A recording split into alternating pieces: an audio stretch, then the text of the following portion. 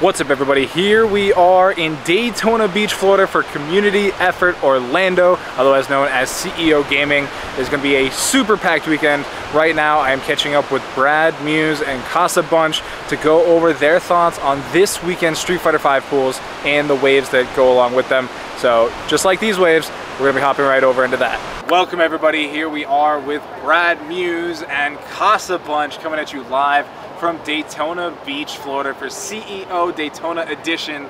It is, with the light fading behind us, in front of us, and everywhere around us, it has come time to talk about the final wave of pools for Street Fighter V. It is going to be Wave I, happening Saturday evening, 4 p.m., so quite late in the day on Saturday.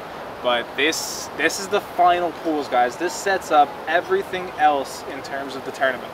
Yeah, so I'm low-key.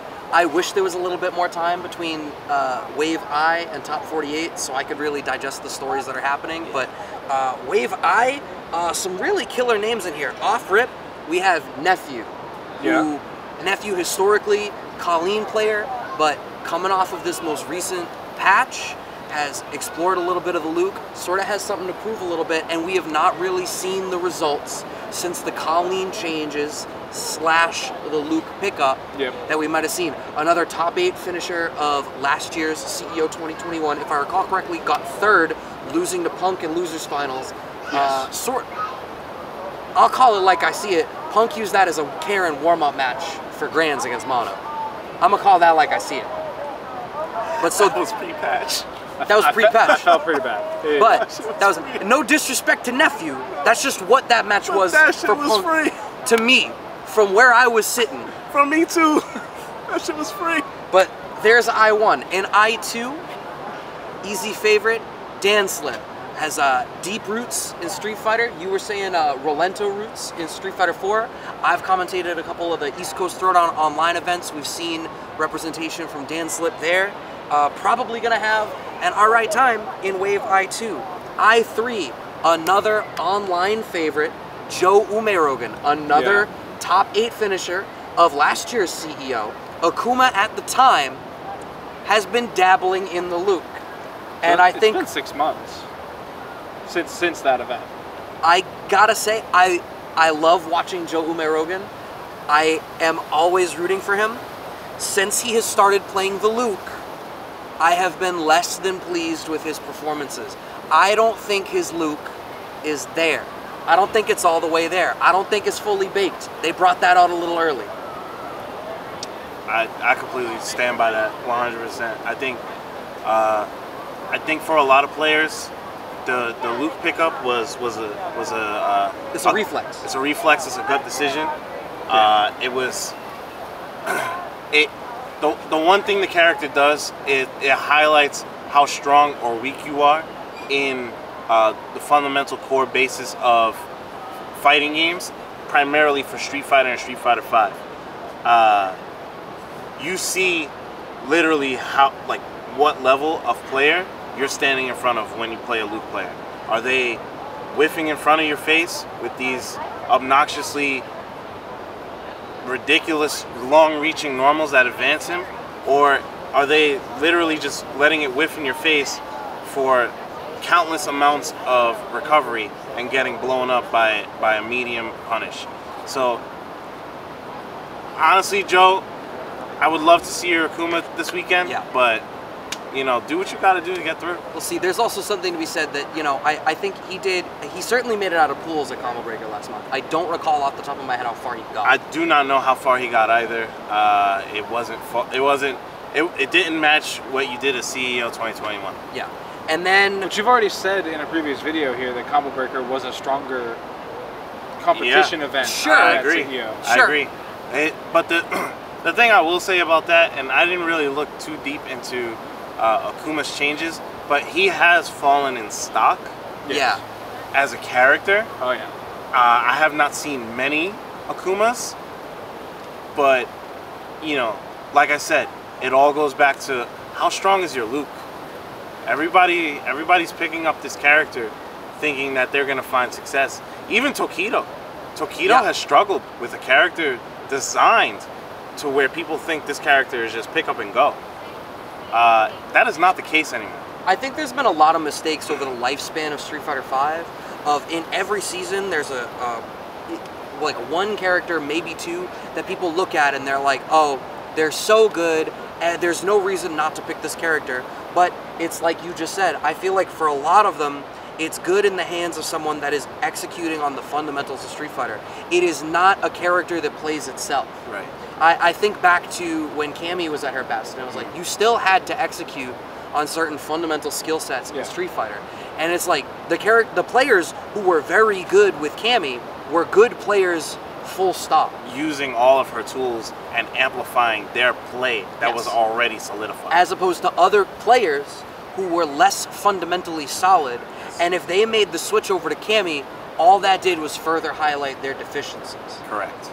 Now, someone who is not deficient is the I-4 favorite, Kaba, which, being in the room right by the stage for that second place finish last month, I don't want to make Kaba's segment about IDOM, but that was Kaba's match to win. I've never been so clenched and tense watching a match, and IDOM is the greatest player in the world at clutching it up at the last second and just remembering that they're a CPT champion. And I feel like that is what cost Kaba that tournament win at Combo Breaker last month. And I fully expect another fantastic performance from Kaba this month. If you hit reset on that Combo Breaker match today, that match goes either way again, 50-50. Yeah. Like, literally, anyone could have won that day. It just so happened to be New York. So, okay. It's weird. I thought it was IDOM, not the whole state of New York. Oh, what's that you got there? Just my NYC February shirt. Oh. Yeah, Kaba literally could have won that tournament, no problem. I definitely saw not sadness on his face, but just determination to get to the next tournament. I'm glad to hear that. After that, so like, I know he's ready to go on whenever he. Would you say the pool starts at 4? Yeah, that's Saturday. 4 p.m. on Saturday. Yeah. Going right into top 48 after. Oh yeah. And Which is crazy because then all those players, they make it out of that I pool, super duper well. Oh yeah. And these are just the favorites. Yeah. There's some gangsters in these pools. So going back to Nephew's pool, we got Louis Man, the Dawson of Latam. Like, we haven't seen this guy in a long time, but let me tell you how you don't sleep on any Dawson. Yes. Ever. Ever. This character. This character is playing anime. You are not playing the same Street Fighter that you were playing 3 years ago. I don't really have to say much. Louis Man's gonna show you how to do the damn thing, and I pray to God Nephew doesn't get washed up. Next up, now you said some wild stuff. You didn't mean it, but you said some wild stuff on Dan Slip, saying that it was like a sure thing. Ain't nothing sure about him making it out on winners. Okay. The reason why I say that is because he's got the kid in his bracket. Respect. I'm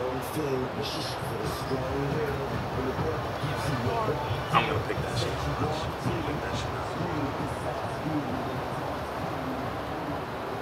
The reason why I said that is because Dan Slip has the kid in his bracket. CJ Truth. CJ Truth is literally somebody. He's a daywalker. I'm convinced. I'm convinced he's a daywalker. And when I say he's a daywalker, I mean he can come off the street 10 months without playing Street Fighter V, and you have to see this man. Like, you have to give him the respect. He is well known for his anti-airs, something that is cherished in fundamentals for Street Fighter V. His neutral, from when he was a 14-year-old child playing Fei Long in Street Fighter 4 to when he just finished playing Cammy in Street Fighter 5 and he went on his slight hiatus, he is back. I pray to God that he shows up for this bracket, because let me tell you how underseeded this fool is, but I had to do it. I'm so sorry. Next up, who's next? I mean, they're stupendous in that bracket, but you saw how he got washed in that Midwest exhibition. He ain't gonna do nothing. Oof. Nah, I'm just messing with you, stupendous. Don't SPD me. Didn't he have the eye tracker cam on his stream for a while? I don't know. Who watches that shit? I'm sorry. Damn. I'm sorry. EXSPD. Now you can SPD him. God Yeah, damn. yeah. I gave him a layup. I'm V-shifting. I am V-shifting away from that man. It's the air SPD. You God got. damn. Wait, that's airborne? Yeah. Oh, God.